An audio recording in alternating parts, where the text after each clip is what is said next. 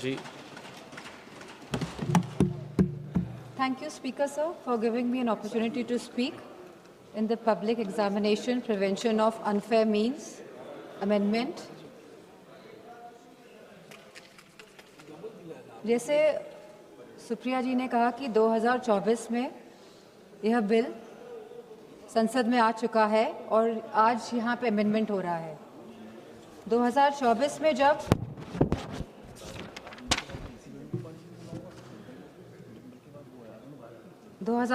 में जब एनटीए द्वारा परीक्षाएं कराई गई तो ये देखा गया कि यूजीसी नीट कैंसिल हुआ एक दिन बाद जब उस परीक्षा करी गई। CSIR NEET, NET PG, CUET ये सब डिले हुए और कैंसिल हुए। इसके बाद सीबीआई इन्वेस्टिगेशन बैठी और आज तक उस इन्वेस्टिगेशन का क्या परिणाम निकला है ये नहीं पता है। तो हम चाहेंगे मंत्री से कि ये बताएं कि इसका क्या परिणाम निकला और कौन कौन लोग इसमें कन्विक्ट हुए। Government appointed an expert panel, made 101 recommendation, and the Centre assured the court on 2nd January 2025 it would implement all of them. इसके बावजूद भी 3 मई 2026 को नीट की परीक्षाएं हुई, 12 मई को परीक्षाएं रद्द हो गई और फिर सरकार ने री एग्जाम कराया 21 जून को। लेकिन सवाल इस बात का है कि जब 2024 में कानून बिल पास हो गया था तभी भी ये लीकेज क्यों हुई? ये जो 2024 के बाद भी जो ये लीकेज हुई है, कहीं एक षड्यंत्र तो नहीं है सरकार का? या तो ये षड्यंत्र है या तो सरकार के जो सिस्टम है इसमें परमानेंट लीकेज है। पिछले 2021 से 2026 तक लगभग 90 स्टूडेंट्स ने आत्महत्या की है और इसी के साथ पिछले 40 दिनों में 20 स्टूडेंट्स ने आत्महत्या करी है। और मैं उन सभी का नाम यहाँ लेना चाहूँगी क्योंकि ये आंकड़े नहीं हैं अध्यक्ष जी, ये हमारे बच्चे हैं जिन्होंने अपनी जान गंवाई है इस शिक्षा सिस्टम प्रणाली की वजह से। इनका नाम है चंचल भारती जी, जो ये अब हमारे बीच में नहीं रहे हैं बच्चे, ऋतिक मिश्रा जी, प्रदीप कुमार जी, आकांक्षा चतुर्वेदी जी, शेख सना जी, S Gopika ji, C Vidyanand ji, Simran, are रोशनी, सुशील ढांगे, सिद्धार्थ हेगड़े, अनु कीरथना, भाग्यश्री, अनिष्का पांडे, उमेश माली, रेनू मीना, रिया कुमारी थापा, शिवानी यादव, रीमा बेगम, मैथिली अशोक सोनावने। आज हम सब इसी के साथ सलाम करते हैं, सराहना करते हैं, प्रशंसा करते हैं हमारे युवाओं की, हमारे छात्रों की, हमारे जेनजी की, उनकी हौसले की, उनकी हिम्मत की, जो इस शासन से, इस प्रशासन से डरे नहीं, जिन्होंने मुकाबला किया अहंकारी सरकार के आगे। ये पूरा जंतर मंतर का जो आंदोलन है ये पिछले 1 महीने से ज़्यादा से चल रहा था और बहुत ही शांतिपूर्ण तरीके से चल रहा था। हर स्टेट से बच्चे आ रहे थे, जा रहे थे। 16 तारीख को इसमें अनशन भी करा गया, लगभग 37 स्टूडेंट्स अनशन पे बैठे और इसी के साथ सोनम वांगचुक जी भी इस अनशन में बैठे। बहुत ही शांतिपूर्ण तरीके से पूरा आंदोलन चल रहा था। समाजवादी पार्टी को पूरा समर्थन था इस आंदोलन का और मैं कहना चाहूँगी कि हमारे सभी युवा समाजवादी पार्टी के सांसद इस आंदोलन में गए, शरीक होने गए और ये कोई पॉलिटिक्स करने नहीं गए थे। जितने भी हमारे युवा सांसद और जितने भी सांसद और एमएलए गए थे, क्योंकि हम साथ खड़े होना चाहते थे इस देश के युवा के लिए, उनके हक के लिए, उनके अधिकार के लिए। इसीलिए हम सब जंतर मंतर पहुंचे। 18 जून को मैं भी जंतर मंतर गई, वहाँ पे सोनम वांगचुक जी से मिली जो आंदोलन में बैठे थे, जो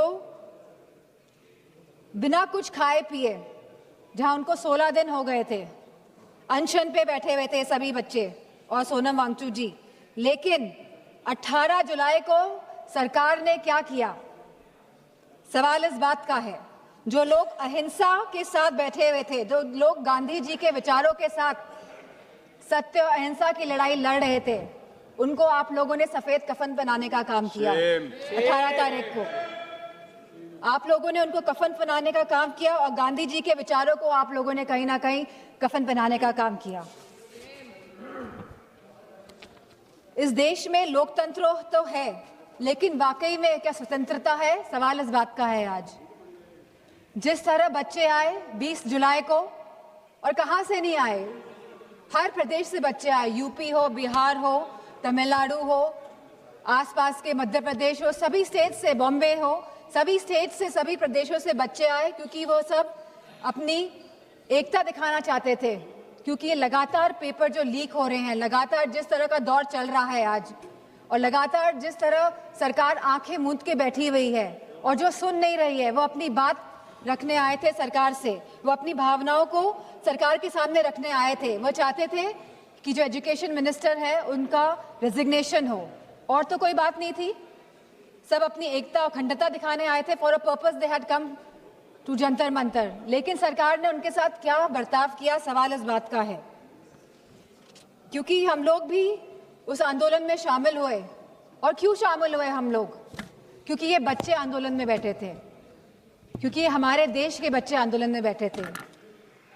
हो सकता है हमारे बच्चे नहीं बैठे हों, हम किसी के भी, लेकिन बच्चे तो देश के थे, हमारे बच्चे थे। इसी भावना के साथ हम इस आंदोलन में गए कि हमको साथ देना है, नहीं तो हम अपना मुंह कैसे दिखाएंगे?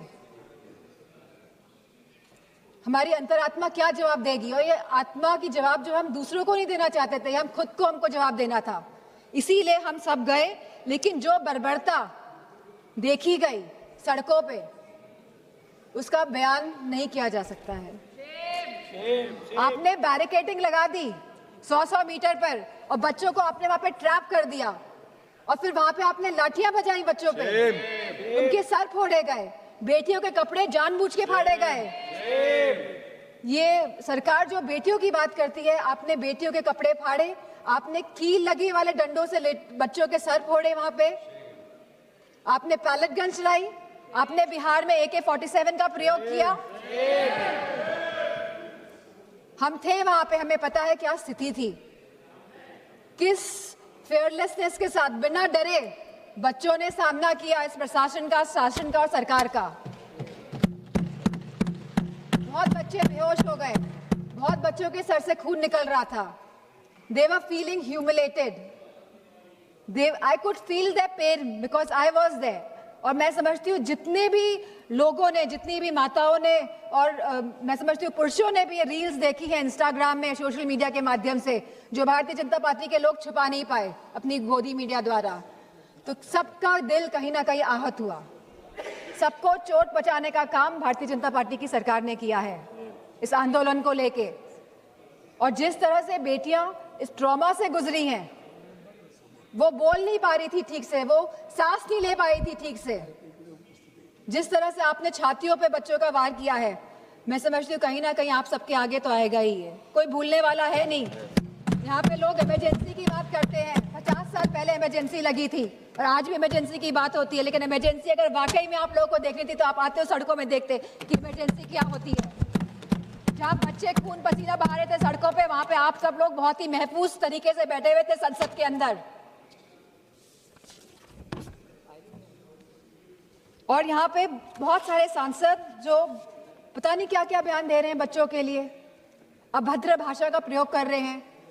और साथ में एक सांसद तो आए थे, कह रहे थे कि बहुत ही अराजक तत्व थे। क्या आप हमारे बच्चों को अब अराजक तत्व कहेंगे?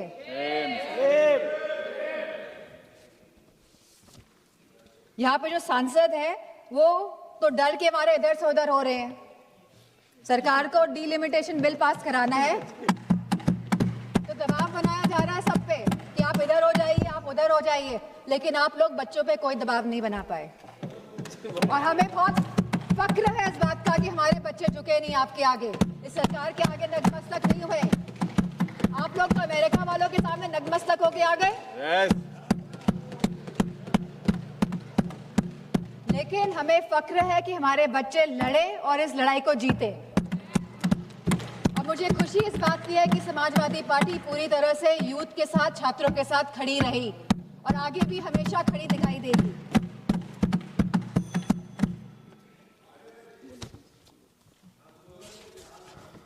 अगर कोई रूल्स और रेगुलेशंस लाने ही है तो ये जो सांसद लोग इधर से संसद के अंदर जो सांसद लोग चाहे लोकसभा और राज्यसभा और इधर से उधर भटक रहे हैं, इसके लिए कोई रूल लेकर आइए, क्योंकि कहीं ना कहीं ये लोकतंत्र को क्षति पहुंचाने का काम कर रहे हैं।